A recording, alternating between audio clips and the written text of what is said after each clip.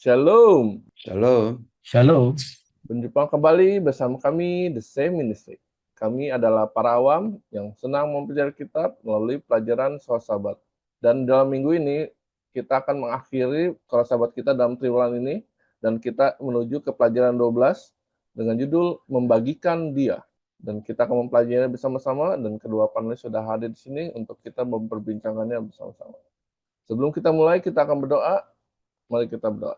Tuhan, Bapa kami yang bertinggi dalam surga, kami bersyukur dan berterima kasih padamu, karena kami dapat berkumpul kembali untuk membicarakan firman-Mu. Dan apa yang kami bicarakan boleh berkenan di hadapan-Mu dan boleh menjadi berkat bagi banyak orang. Dan itu juga boleh dapat menambah pengertian kami untuk lebih mengenal Engkau ya Tuhan.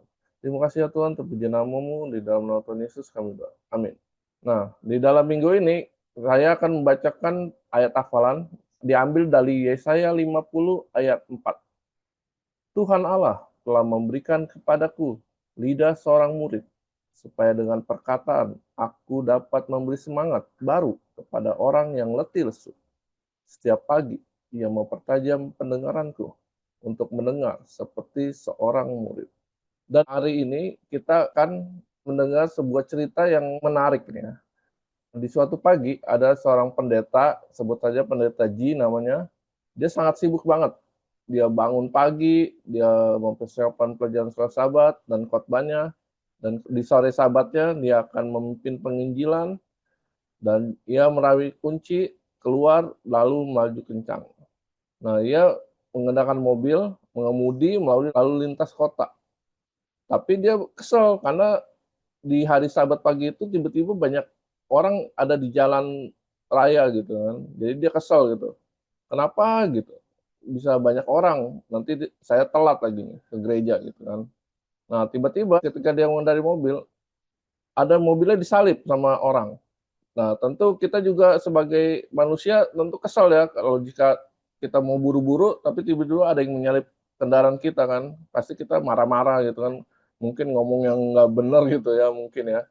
Nah, akhirnya pendeta Jini sampai nih ke gereja nih. Nah, ketika pendeta Ji sampai di gereja, kemudian dia mengajar pelajaran dan dia mengajar sekolah sahabat, tiba-tiba matanya tertuju kepada anggota kelas sekolah sahabatnya dia, dan dia melihat ini sepertinya wajahnya saya kenal nih, yang tadi melewati mobil saya nih katanya. Nah, kemudian ada anggota sekolah sahabatnya yang lain memperkenalkan orang tersebut, katanya dia adalah bukan Advent dan sedang datang ke gereja itu untuk mengunjungi seorang sahabat gitu kan. Nah, kemudian pendeta ini menyadari betapa setiap interaksi baik kenalan dengan orang asing seharusnya dilandasi oleh kasih yang mengalir dari hubungan yang erat dengan Allah. Anda tidak pernah tahu bagaimana tindakan kita, terutama sebagai orang percaya, dapat berdampak bagi orang lain. Nah, di dalam minggu ini, di hari Minggu, kita akan mempelajari kelimpahan yang mengalir. Dan kita dengar penjelasan tentang ini dari Pak Robin. Silakan, Pak. Baik, pemirsa The Safe Ministry, kita sudah sama-sama mengetahui amanat agung dari Allah yang tertulis di Matius 28 ayat 18 sampai 20. Ya, karena itu pergilah, jadikanlah semua bangsa muridku. Jadi sebenarnya memang tugas kita itu melakukan apa? Pemuritan. Dan ini juga diakomodir di misi gereja kita dan juga di dalam peraturan jemaat pun itu sebenarnya tugas kita melakukan pemuritan. Jika kalau ada baptisan, baptisan itu bukanlah proses akhir, ya bukan tujuan akhir, tapi paling utama adalah bagaimana orang kita jadikan murid. Ya, kalau mereka sudah jadi murid, ya kan maka tugas Roh Kudus Allah adalah membawa mereka apa? Membawa ke baptisan. Jadi baptisan itu ya adalah satu berita baik, tapi sebenarnya penekanannya ada di mana? Di pemuritan.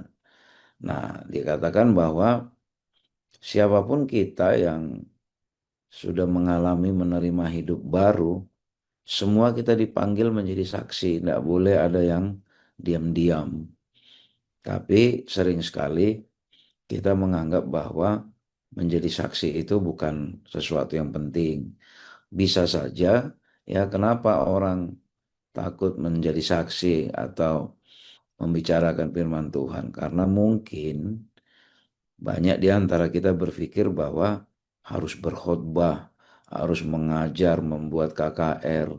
Padahal sebenarnya sesederhana bagaimana kita menceritakan apa yang memang kita alami. Nah, jadi memang itu adalah kesaksian yang terbaik, ya. Jadi bukan sesuatu yang kita pelajarin, tapi yang memang kita namanya juga kesaksian kan. Kenapa disebut kesaksian? Karena kita langsung yang jadi saksi, ya. Kalau jadi saksi itu kan kalau misalnya di pengadilan kan ditanya, apakah kamu pada saat itu ada di situ? Apakah kamu melihat sendiri kan gitu ya? Nah, ini juga begitu. Jadi apa yang kita lihat, apa yang kita alami, sebenarnya itulah yang kita bagikan, bukan nggak harus menjadi pengkhotbah keliling kemana-mana bikin KKR, bukan. Nah, lalu ada kekhawatiran Mbak harus pintar mengajar dan segala macam. Kita punya referensi dulu pada waktu Paulus dan Silas itu di penjara, ya kepala penjara kaget itu sama mereka berdua. Rupanya mereka berdua bukan orang yang terpelajar. Dan ketika mereka ditanya, dia bilang, tidak mungkin bagi kami untuk tidak berkata-kata tentang apa yang telah kami lihat dan yang telah kami dengar. Nah, jadi semangatnya adalah ya apa yang kami lihat, apa yang kami dengar, apa yang kami alami. Ya itu yang kami sampaikan, bukan bukan yang tidak kami lihat. Nah, jadi biarpun tidak terpelajar, ya karena mengalami langsung harusnya mampu menjadi saksi karena kita hanya diminta menceritakan saja apa yang memang kita alami langsung. Nah, inilah sebenarnya yang disebut kelimpahan yang mengalir. Mengapa disebut kelimpahan yang mengalir? Karena jika itu memang kita miliki, ya kan? Jika pengalaman hidup itu kita miliki, maka itu akan menjadi sesuatu yang mengalir, yang mudah menjadi apa namanya berita baik untuk kita saksikan. Nah, tidak usah khawatir kalau kita tidak mampu sama seperti dua rasul itu, Roh Kudus yang memberikan keberanian ke mereka untuk apa? Untuk meyakinkan ya, padahal mereka bukan orang terpelajar. Kalau di dalam kisah 4 ayat 13 mereka adalah orang biasa yang tidak terpelajar. Ya, jadi pemirsa The Safe Ministry, mari dengan pengalaman masing-masing, dengan cara kita masing-masing, biarlah kita menjadi saksi ya untuk apa yang kita lihat, kita alami dan kita dengar. Demikian pemirsa The Safe Ministry. Terima kasih Pak Tobing untuk penjelasannya. Dan kita akan melanjutkan topik pelajaran kita ke hari Senin dengan judul tanpa paksaan tetapi penuh kuasa. Nah, dikatakan di sini jika kita mau mengajar seseorang, kita jangan memaksakan apa yang kita percayai kepada dia dan biarkan Roh Kudus yang bekerja. Dan kita dengar penjelasan tentang ini dari Pak Fajar. Selamat. Ya, Pak Simon dan pemirsa The Script Ministry ya. Jadi ini melanjutkan apa yang disampaikan oleh panelis Saudara Elvin. Ini berkaitan dengan bagaimana sih kita bersaksi ya, membagikan tentang kabar kesukaan kepada orang lain. Nah, tadi juga Saudara Simon sudah menyampaikan ada satu kata yang perlu saya garis bawahi, yaitu mengenai jangan memaksa. Wah, ini penting sekali ya. Jangan memaksa.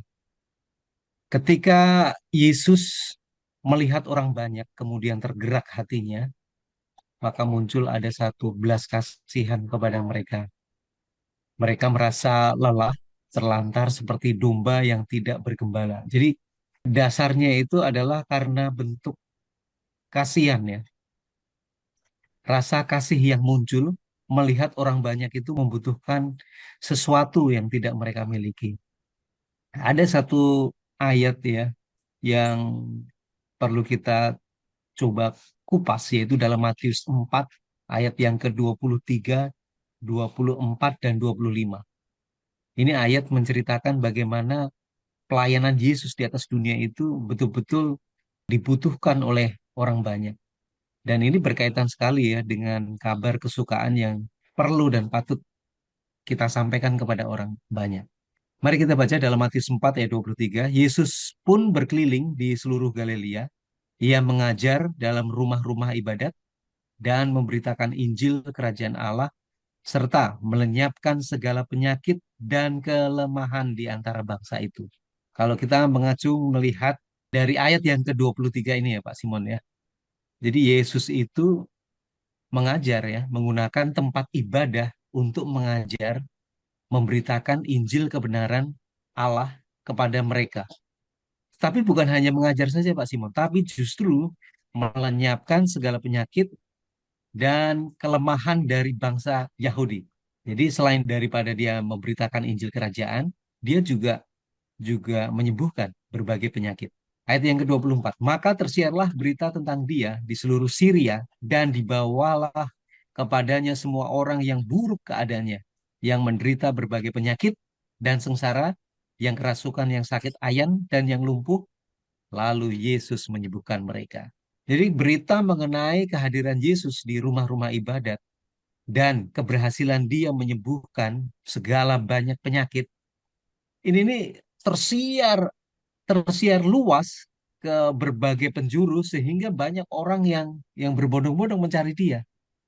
Jadi pertama adalah disiarkan dulu tentang kerajaan Allah, kemudian yang kedua itu menyembuhkan sakit penyakit yang dialami oleh orang-orang tersebut. Dan dampaknya adalah ayat yang ke-25. Maka orang banyak berbondong-bondong mengikuti dia. Mereka datang dari Galilea dan dari Dekapolis, dari Yerusalem dan dari Yudea dan dari seberang Yordan. Jadi tidak heran ya, oleh karena Yesus sudah menyembuhkan banyak orang yang datang meminta pertolongan. Jadi penuhi dulu nih, bagaimana sih cara cara menyampaikan kesaksian ya, memenuhi kebutuhan mereka. Kemudian yang kedua, yang paling penting ini mengenai paksaan. Yesus tidak pernah memaksa mereka untuk datang ya. Tidak pernah memaksa juga mereka ya harus datang untuk ke rumah ibadah, kemudian meminta pertolongan ya orang-orang itu kepada Yesus. Yesus juga tidak pernah memaksa orang banyak itu mengikuti dia. Tetapi karena kebutuhan dasar terlepas dari sakit penyakit, mereka secara rela mengikuti Yesus. Mirip sekali ya. Tuhan juga tidak pernah memaksa Pak Simon ya. Adam dan Hawa juga tidak pernah dipaksa untuk menurut ya, diberikan keleluasaan. Namun pada akhirnya adalah kuasa memilih ini yang diberikan kepada Adam dan Hawa, itu akhirnya mereka salah memilih, lebih cenderung memenuhi keinginan hatinya. Kemudian yang kedua adalah Nuh ya. Waktu peristiwa Nuh pun Tuhan juga tidak memaksa orang-orang itu masuk ke dalam bahtera, tetapi cukup 8 orang saja. Bahkan yang ketiga adalah orang-orang Israel. Orang-orang Israel juga diberikan keleluasaan oleh Tuhan, apakah mereka mau memenuhi, mengikuti akan Tuhan mereka, tetap berada di bawah kendali Nabi Musa, mengikuti akan hukum dan aturan-aturannya ya. Mereka diberikan keleluasaan. Nah, begitu juga dengan kita juga diberikan kesempatan keleluasaan oleh Tuhan untuk mengikuti Tuhan atau tidak. Tapi yang jelas, tanpa paksaan, kita dengan kuasa dapat menyampaikan pekabaran ini. Menyampaikan pekabaran yaitu dengan memenuhi akan kebutuhan mereka. Ini yang paling paling utama. Demikian Pak Simon dan pemirsa The Safe Ministry. Terima kasih Prof. Jan untuk penjelasannya. Dan kita akan melanjutkan topik pelajaran kita ke hari Selasa dengan judul tips untuk membagikan Yesus. Dan di pelajaran hari Selasa ini ada beberapa tips yang perlu kita pelajari dan kita dengar tentang hal ini dari Pak Tommy. Silakan. Baik, ini ada tips untuk membagikan Yesus. Ya, mungkin kita bertanya ke siapa ya kita mau bagikan kabar baik mengenai Yesus ini. Ya, ke siapa saja sebenarnya yang kita temui pada waktu kita jalan-jalan. Ya, kalau kita ketemunya sama security di kantor, sama janitor, sebenarnya ya mereka juga adalah orang yang bisa kita ajak bicara mengenai itu. Nah, sebenarnya seperti di ayat hafalan itu dikatakan kita dipanggil dan Allah berjanji untuk apa? Untuk memberi lidah seorang murid. Ya, lidah seorang murid. Supaya katanya apa? Melalui perkataan kita orang lain menjadi bisa semangat, ya. Orang yang letih lesu menjadi termotivasi. Nah, tugas kita adalah gimana supaya kita apa? Supaya kita menjadi juru kabar yang baik. Nah, di berikut ini ada beberapa tips yang disampaikan. Ya, bagaimana tips sederhana ya agar kita bisa secara terstruktur lebih berani tapi tidak merumitkan kita untuk membagikan Yesus ke orang lain. Pertama dikatakan mengenali seseorang dan membangun persahabatan. Jadi ini senjatanya adalah apa? Keramahan, kehangatan, terutama apa? Ketulusan. Ya, ketulusan berinteraksi dengan orang lain sehingga orang lain bisa merasakan bahwa oh, ini orang apa? Orang baik ini. Ya, ini orang-orang yang tulus ini. Nah, ketika kita sudah melakukan persahabatan yang tulus, maka orang tidak akan ada penolakan lagi kepada kita. Lalu berdoalah supaya apa? Supaya Roh Kudus yang bekerja di hati orang itu. Ya, jadi ketiga, cari cara yang natural, yang alami, ya bagaimana membagikan pengalaman kita. Artinya, kalau memang misalnya kita bertemu dengan seseorang, katakan selalu di jam makan siang, waktu santai, ya itulah cara paling alami sembari ngobrol. Ya kalau kita ketemunya misalnya sembari menunggu angkutan umum, katakan dengan petugas di stasiun atau di mana, itulah berarti cara paling alami. Ya kan, tidak perlu misalnya, oh harus membuat KPA khusus ya. Bisa saja, tapi maksudnya cara alami itu membuat kita, oh enggak, ternyata enggak rumit ya.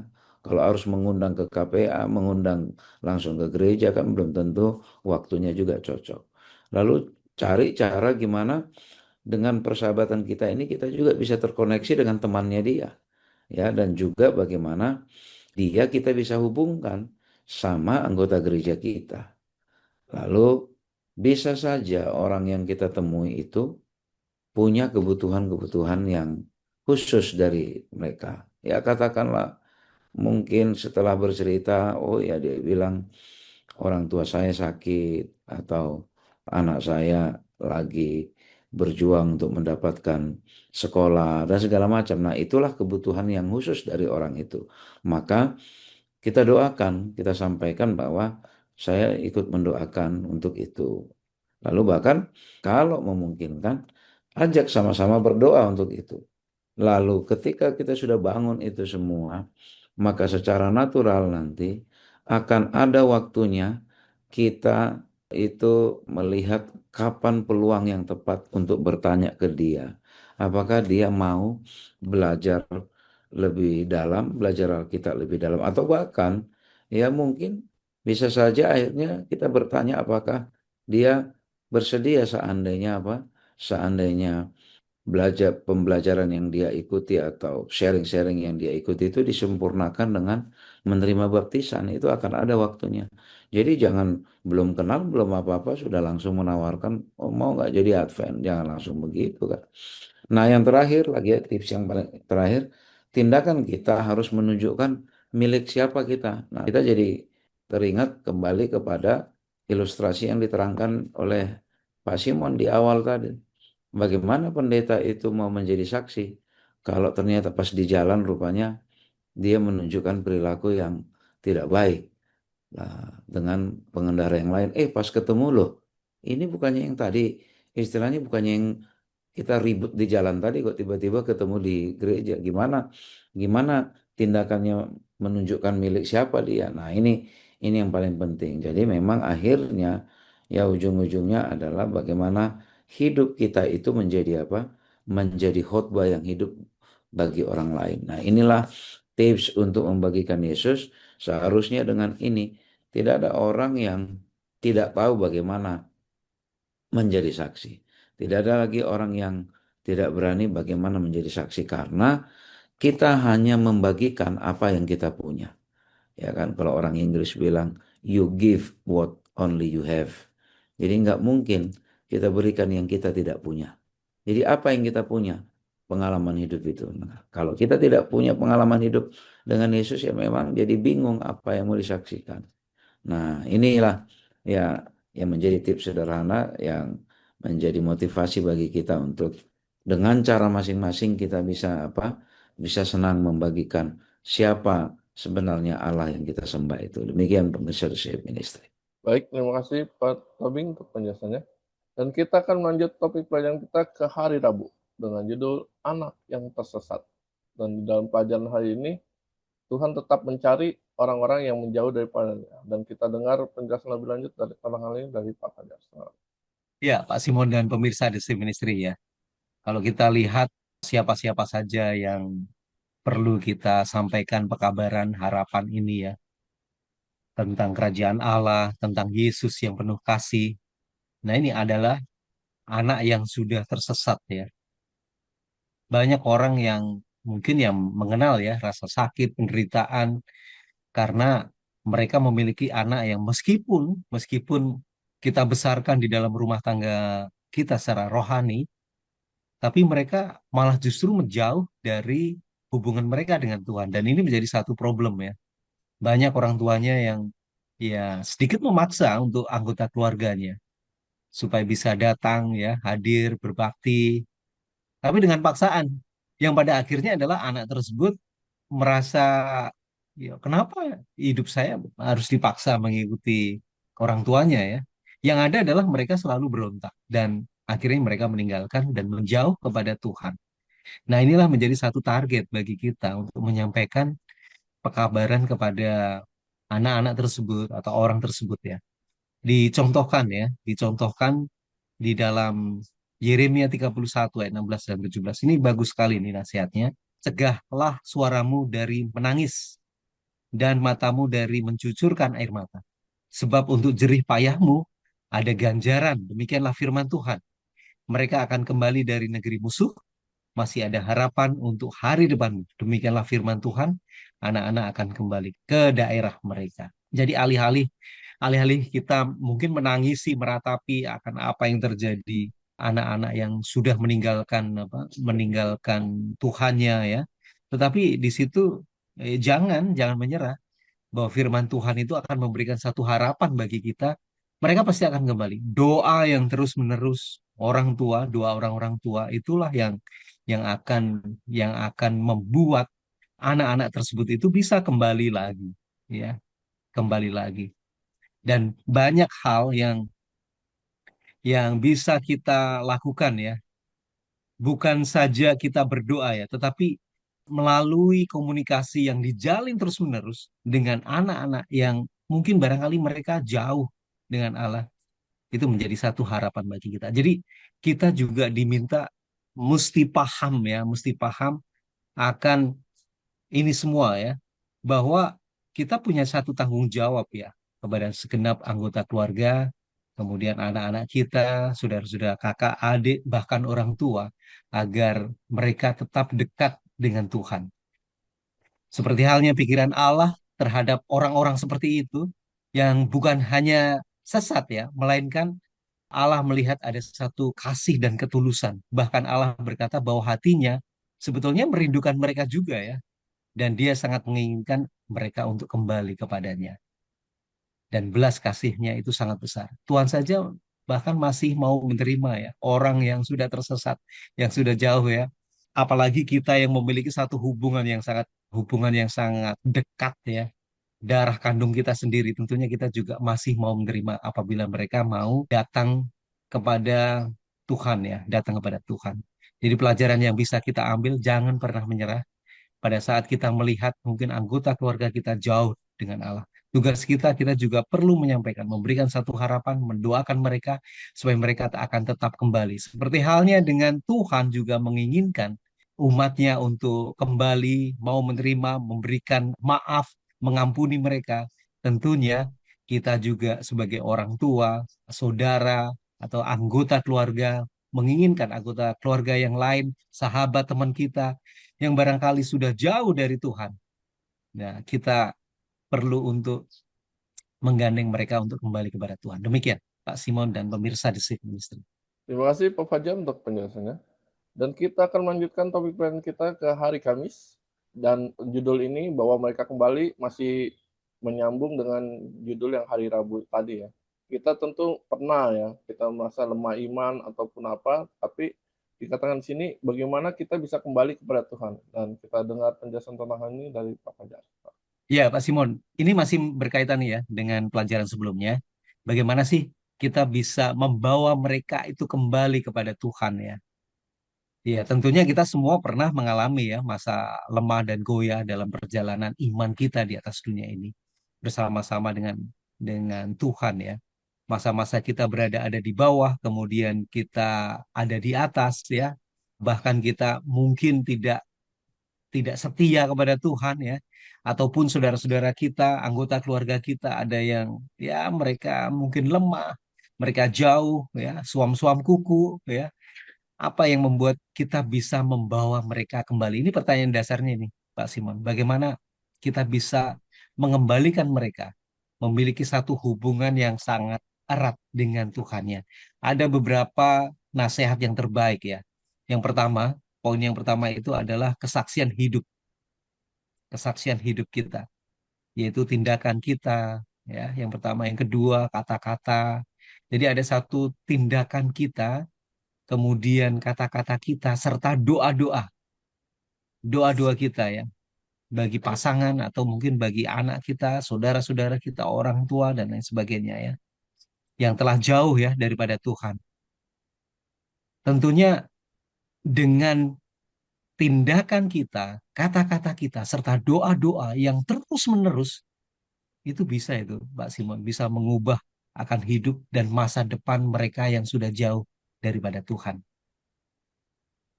Tentunya melalui teladan hidup yang konsisten ya, yang terus-menerus, yang menunjukkan kepada Kristus. Mereka yang sebelumnya itu sudah menolak Kristus, itu akan dapat melihat dari diri kita ya, sesuatu yang berasal daripada Tuhan. Jadi nonsen ya, ketika kita mungkin pinter berkhotbah, menyampaikan firman Tuhan dengan bagus, tetapi tidak dibarengi dengan tindakan serta kata-kata, ini betul-betul tidak selaras Pak Simon ya. Orang lain juga akan melihat, apa sih yang kamu sampaikan ya di atas mimbar gitu ya. Tetapi tindakan kamu, kata-kata kamu menyakitkan hati orang, nggak tidak sinkron. Jadi gaya hidup kita Pak Simon, kemudian kata-kata yang kita sampaikan, cara kita berpikir, cara kita men-treat orang ya, memperlakukan orang, apakah selaras dengan apa yang disampaikan melalui firman Tuhan? Mereka melihat, orang lain juga akan melihat kita ya. Apakah benar nggak sih apa yang dikatakan itu dengan tindakan yang dilakukan? Kalau seandainya itu berbeda, ya untuk apa kita menyampaikan, untuk apa kita mendengarkan? Nah, disinilah kita mesti harus introspeksi di diri kita sendiri, Pak Simon. Jadi, kalau kita pingin orang lain itu kembali kepada Tuhan, ya kita mesti perbaiki kata-kata kita, tindakan kita, ya, semangat kita untuk berdoa. Itu pasti harus selaras dengan apa yang kita ucapkan. Harus konsisten ya, tidak bertolak belakang, tetapi selaras dengan apa yang selalu kita sampaikan, apa yang selalu kita dengung-dengungkan. Ini menjadi satu pelajaran bagi kita semuanya. Dan memang bagi saudara-saudara kita yang ya sering membagikan firman Tuhan, ya kita di sini, kita menjadi satu panutan bagi mereka. Apakah mereka melihat tindakan kita, ucapan kita itu sesuai dengan apa firman Tuhan yang kita sampaikan atau tidak. Apabila tidak ya mereka tidak akan pernah kembali. Sama aja kita mau mendengarkan, Anda aja ngomongnya begitu. Tetapi tindakan serta memperlakukan orang lain itu berbeda dengan apa yang disampaikan. Firman Tuhan disampaikan. Jadi bagi pemirsa The Safe Ministry, cobalah ketika kita membagikan firman Tuhan, itu harus selaras dengan tindakan kita. Semangat kita untuk mendoakan mereka untuk kembali kepada Tuhan. Demikian Pak Simon dan pemirsa The Safe Ministry. Terima kasih Pak Fajar untuk penjelasannya.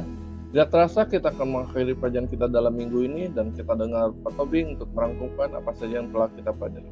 Baik pemirsa The Safe Ministry, ketika kita benar-benar memiliki hubungan yang sangat dekat dengan Yesus dan kita merasakan memang bahwa hidup kita ini hanyalah karena belas kasihan dan kemurahan hati Yesus kepada kita, maka kita pun akan dengan senang hati, tidak ada yang akan bisa membendung kita untuk menceritakan siapa Yesus yang telah berbelas kasihan, yang telah menjadi persembahyan hidup bagi kita. Ketika kita merasakan bahwa hanyalah karena Dia yang sudah mengangkat kita dari dosa, dan maka kita tidak berpikir bahwa ternyata berat ini menjadi saksi, karena Allah memberikan kita lidah seorang murid, ya, Roh Kudus yang akan membantu kita untuk menyampaikannya, karena Allah juga menginginkan kita agar kita secara natural boleh menjadi saksi kemanapun kita pergi, sehingga banyak orang yang kita muridkan. Ketika banyak orang yang kita muridkan, ketika mereka merasakan bahwa mereka adalah murid Yesus, maka pada waktu yang tepat Roh Kudus akan menggerakkan hati mereka untuk apa? Untuk menyempurnakan penerimaan mereka terhadap Yesus melalui baptisan yang kudus. Nah, bagi kita, bagi siapapun yang paling aktif dan setia dan tulus dalam pekerjaan memenangkan jiwa, dikatakan mereka-mereka lah yang paling berkembang di dalam apa? Di dalam kerohanian dan pengembangan. Karena orang-orang yang tidak bekerja hanya bisa mengatakan komentar-komentar yang mereka sendiri tidak pernah kerjakan. Hanya yang tidak pernah mengerjakan yang akan mengkhawatirkan apa nanti yang terjadi, apa yang akan saya katakan, apa yang saya jawab. Karena begitu kita mencoba melakukannya, karena yang kita bagi adalah apa yang kita punya, maka kita akan merasakan bagaimana Allah menunjukkan betapa mudahnya untuk apa? Untuk membagikan siapa itu Yesus kepada orang-orang di sekitar kita. Biarlah kiranya kita menjadi orang-orang yang tidak bisa ditahan untuk tidak menceritakan siapa Yesus itu. Oleh karena apa? Oleh karena kita benar-benar mengalami pengalaman rohani yang hidup, pengalaman berharga bagaimana Allah selalu bersama kita. Allah mengangkat kita dari dosa, Allah yang memberikan keyakinan ketika kita ragu, Allah yang mengambil keputusan ketika kita buntu, tidak punya alternatif solusi apapun. Dan biarlah kiranya Allah yang maha baik, yang melalui Yesus anaknya, darahnya sudah tercurah bagi kita, biarlah itu yang menjadi pekabaran kita bertemu dengan siapapun, karena orang-orang yang bertemu dengan kita adalah orang-orang yang tepat yang Tuhan kirim untuk kita jadikan murid. Kiranya Tuhan memberkati kita. Terima kasih kepada para panelis yang telah dalam 1 minggu ini memberikan penjelasan-penjelasan dalam pelajaran hari ini. Dan biarlah kita tetap berusaha mengikuti Tuhan dengan kerendahan hati dan membagikan pengetahuan kita tentang Yesus kepada orang yang kita temui. Dan kita akan menutup pelajaran ini dan kita akan berdoa. Kami minta Pak Fajar untuk berdoa. Baik, kita satu dalam doa. Kembali kami datang menghadap kehadirat-Mu Tuhan, mengucapkan syukur dan terima kasih oleh karena kasih Tuhan yang luar biasa. Kau sudah memberikan satu teladan bagi kami menjadi murid-Mu, agar kami dapat boleh membagikan firman Tuhan ini kepada orang banyak. Oleh karena mereka membutuhkan pertolongan dan menginginkan satu pengharapan di dalam Kristus, kiranya Tuhan akan sanggupkan kami semuanya, seluruh pemirsa dimanapun mereka berada, kuasai kami dengan terang dari surga maupun roh hujan hakim, supaya kami memiliki satu semangat menjadi pekabar-pekabar Injil, menyampaikan kabar pengharapan bagi mereka yang belum mengenal akan kebenaran. Kiranya kasih karunia Tuhan menyertai kami semuanya. Di dalam nama Yesus kami berdoa dan mengucap syukur. Amin. Amin. Terima kasih kepada para pemirsa yang telah menyaksikan video ini. Biarlah video ini boleh menjadi berkat bagi kita. Dan jika Anda berkenan, Anda boleh men-subscribe video ini, berlangganan di channel kami, mengkomen dan membagikannya agar orang lain boleh dapat berkat. Dan kita akan bertemu di pelajaran selanjutnya minggu depan. Shalom. Shalom, Tuhan memberkati. Shalom, Tuhan memberkati.